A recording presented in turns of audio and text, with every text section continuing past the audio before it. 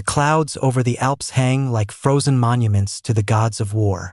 30,000 feet below, the jagged peaks pierce upward through the mist, indifferent, ancient, lethal. It is December 1943, and the sky above this fortress of stone and ice has become a graveyard.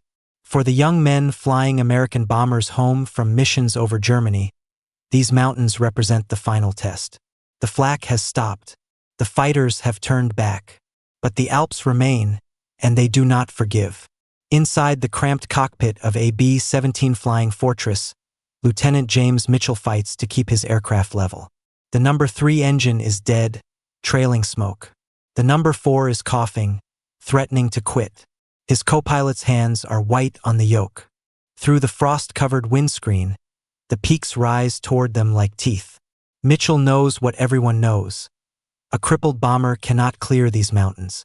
The mathematics are simple and cruel. Too much weight, not enough power, not enough altitude. The peaks are 14,000 feet high. They are at 12,000 and falling. But then, through the gray haze, Mitchell sees them.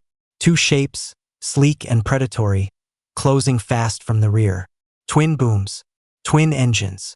The distinctive silhouette that has earned a dozen nicknames. Some respectful, some mocking. The Germans call it Der Gabelschwanz-Teufel, the fork-tailed devil. Some American crews, especially in the early days, called it worse. Too complex, they said. Too temperamental. Too different. A machine that tried to do too much and succeeded at too little. Mitchell doesn't care what anyone calls it. He watches as the 2 P-38 Lightnings slide into formation on either side of his dying bomber, their twin Allison engines humming with power he no longer has. The lead pilot rocks his wings, a simple gesture that carries the weight of an oath. We're here. We won't leave you. And in that moment, high above the mountains that have claimed so many, Mitchell understands what the critics never did. The Lightning's twin engines aren't a flaw. They're a lifeline. The story of how this happened, how a mocked and misunderstood fighter became the guardian angel of the European theater, begins years earlier, in a California hangar where innovation was about to collide with tradition. It begins with a man named Clarence Kelly Johnson, a brilliant young engineer at Lockheed, and a radical idea that would change aerial warfare forever. In 1937, the United States Army Air Corps issued a specification for a new interceptor. They wanted speed. They wanted firepower. They wanted an aircraft that could climb to 20,000 feet in 6 minutes, a performance level that seemed almost fantastical. The major manufacturers submitted conventional designs, single-engine fighters that followed the established wisdom of the day. Lockheed submitted something else entirely. They submitted a dream wrapped in aluminum and ambition. The XP-38 prototype featured twin engines mounted on twin booms, connected by a central nacelle housing the pilot and a devastating array of weaponry. 4 50 caliber machine guns and a 20mm cannon, all concentrated in the nose. No need to synchronize guns to fire through a propeller arc. No need to calculate convergence distance. Point the aircraft and the bullets went exactly where you aimed. It was revolutionary. It was also deeply suspicious to men raised on biplanes and taught that fighters should have one engine, one wing, one simple purpose. When the prototype first flew in January 1939, it was magnificent. Test pilot Ben Kelsey pushed it to 413 miles per hour, making it the fastest aircraft in America. But the Air Corps remained skeptical. Too expensive, they worried. Too complex. Too prone to problems that a field mechanic couldn't fix with a wrench and determination. And then, during a transcontinental speed attempt to impress military brass, the prototype crashed on Long Island. Its engine starved of fuel due to a simple error in fuel management. The critics nodded. See? Too complicated. But Kelly Johnson and Lockheed persisted because they understood something that the skeptics didn't. War was coming. And when it came, speed and firepower would matter more than simplicity. They refined the design. They solved the problems. And slowly, reluctantly, the military began to order the P-38 Lightning in numbers. By 1942, Lightnings were entering combat in every theater, the Pacific, North Africa, and eventually Europe. And in those early battles, they proved their worth in ways that transcended dogfighting. In the Pacific, they were the only American fighter with the range to escort bombers deep into Japanese territory. In North Africa, they hunted German transports with devastating efficiency. But it was over Europe, over the frozen peaks and treacherous weather of the Alps, that the lightning revealed its true purpose.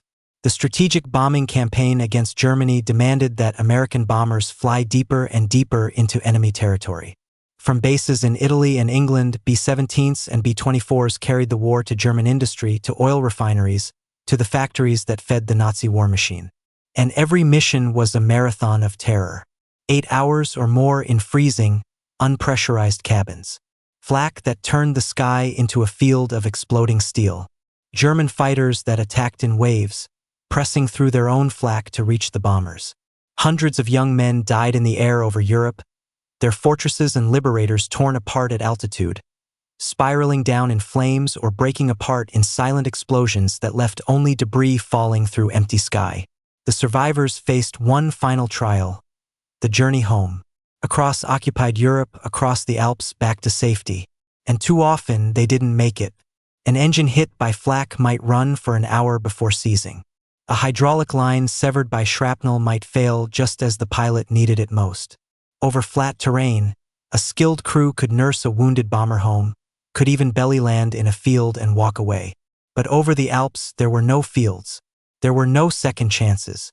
There was only stone and ice and the physics of flight. A B-17 with 4 healthy engines could clear the mountains with altitude to spare. With 3 engines, it became a struggle. With 2 on the same wing, it became nearly impossible. The bombers would claw for altitude, their remaining engines screaming at full throttle, their crews throwing out everything that wasn't bolted down. Ammunition, guns, equipment, anything to shed weight.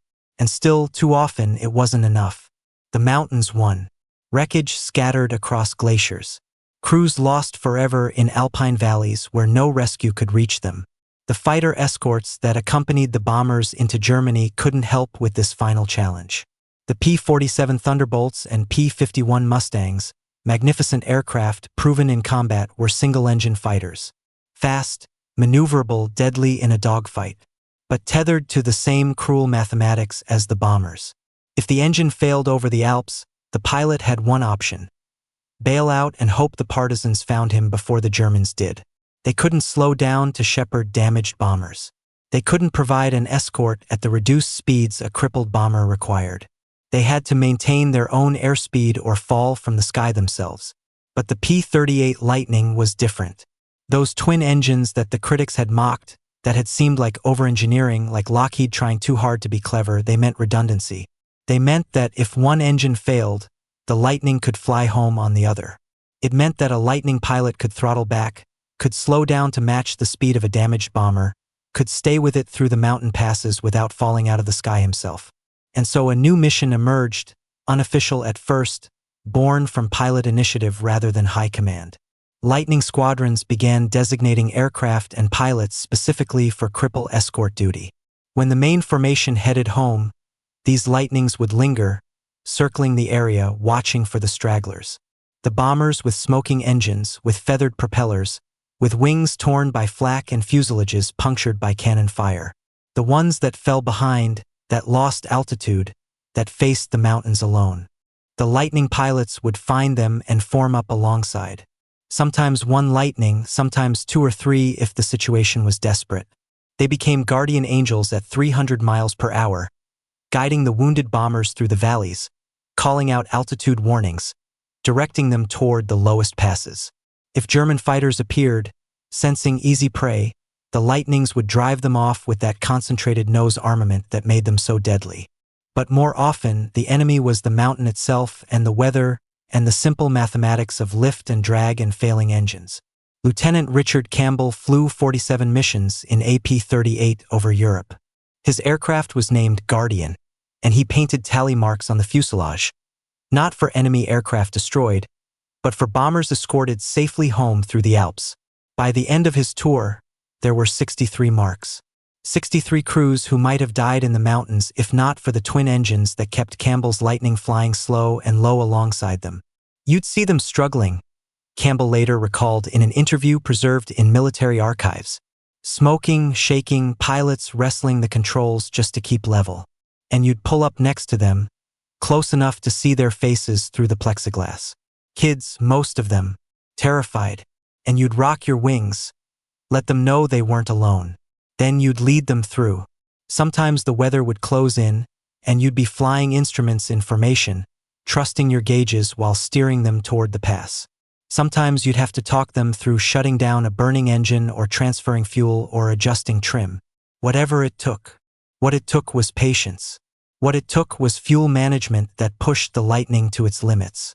What it took was pilots willing to risk German fighters, willing to risk the weather, willing to burn their own reserves to the point where they landed back at base with warning lights glowing red and engines coughing on fumes. What it took was the same thing that had always made the difference in war. Men willing to risk everything for brothers they'd never met. The German pilots noticed. The Luftwaffe had initially dismissed the Lightning as inferior to their own fighters in turning combat, which was true. The Lightning's size and weight made it less nimble than a Messerschmitt or Focke-Wulf in a tight dogfight. They'd mocked the American habit of diving away from combat, not understanding that Lightning pilots were trained to use their speed advantage rather than turn with German fighters. Der Gabelschwanz-Teufel, they called it, and the name was part fear, part contempt. But contempt turned to respect when they saw what the Lightnings did for the bombers. German after-action reports from late 1943 and early 1944 began noting the difficulty of attacking stragglers when Lightning escorts remained. The concentrated firepower was devastating at close range, and the Lightning pilots defending damaged bombers fought with a ferocity that exceeded normal combat. They weren't fighting for victory points or glory. They were fighting for the lives of men who were already wounded, already struggling, who had survived hell over Germany only to face the final test of the mountains. The statistics tell part of the story.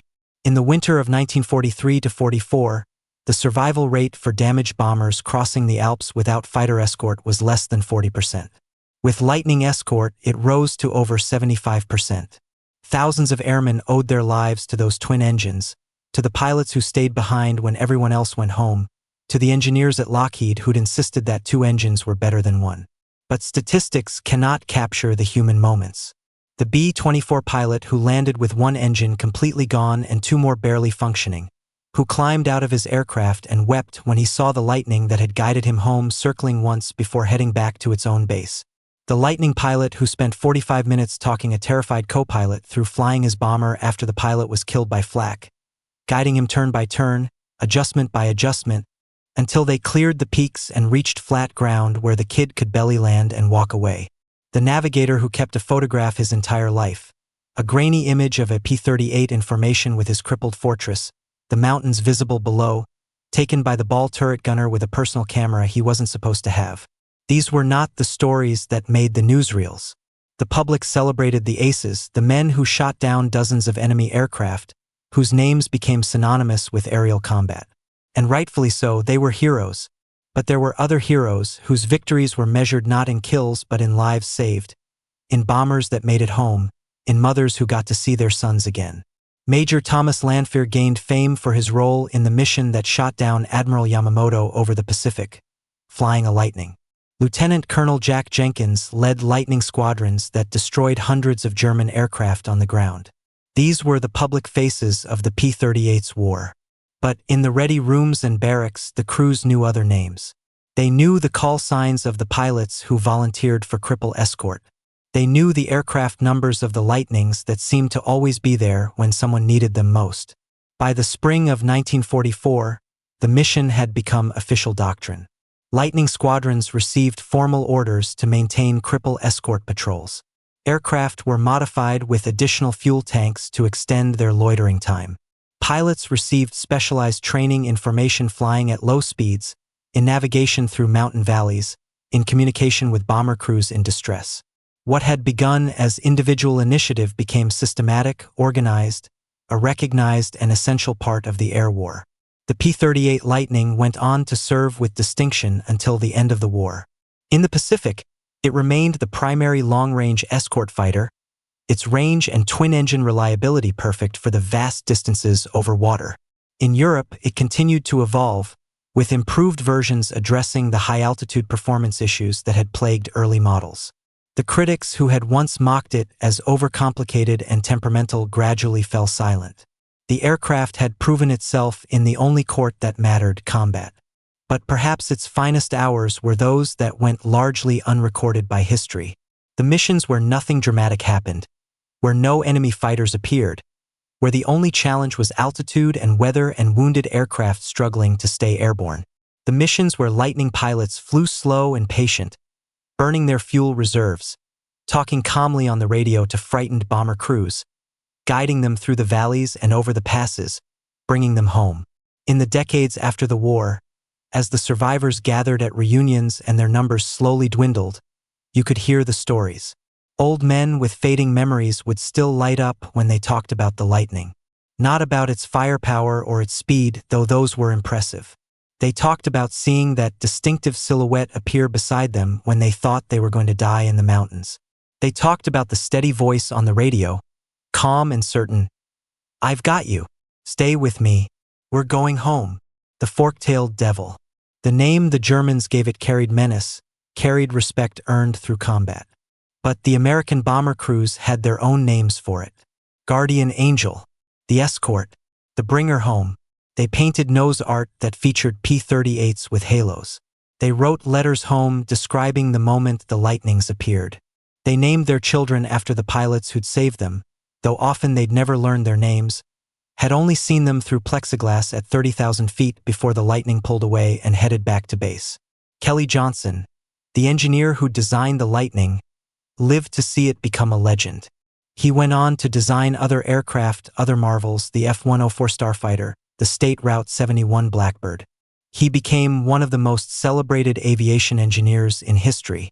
But in interviews late in his life, he would sometimes talk about the letters he received during and after the war. Not from military brass congratulating him on the Lightning's performance. From wives and mothers and children, thanking him for the twin engines that brought their husbands and fathers and sons home from the Alps. "We designed it to fight," Johnson said in an interview in 1982. "We designed it to be fast and deadly. But I think I'm most proud that we made it reliable. That we gave it two engines when one would have been simpler.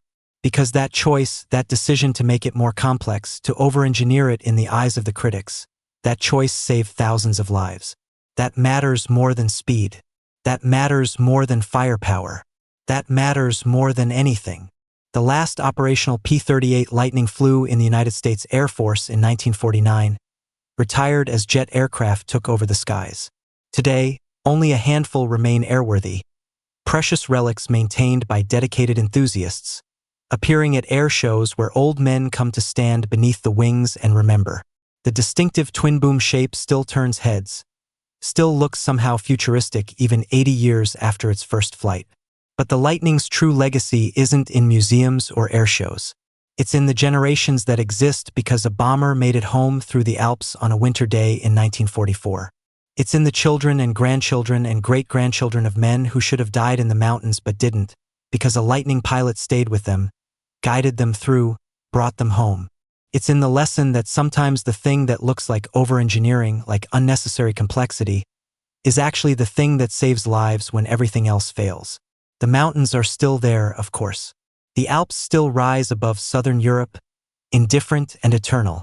The peaks where bombers crashed are quieter now. The wreckage long since recovered or buried under snow and time.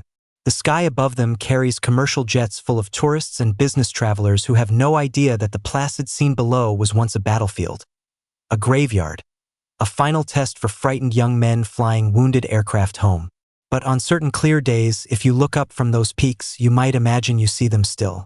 The fortresses and liberators, struggling for altitude. And beside them, sleek and purposeful, the twin-tailed guardians. The fork-tailed devils who became angels. The fighters that were mocked until they became beloved. The aircraft that proved the simplest truth. Sometimes the thing that saves you is the thing you never expected. Sometimes it's not the fastest or the strongest that matters most. Sometimes it's the one that refuses to leave you behind. The Lightnings brought them home. Through the flak and the fighters, through the weather and the mountains, through everything that war and physics could throw at them, the Lightnings brought them home. That's not just history. That's not just statistics.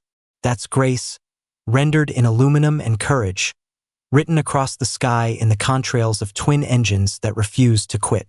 And that is worth remembering.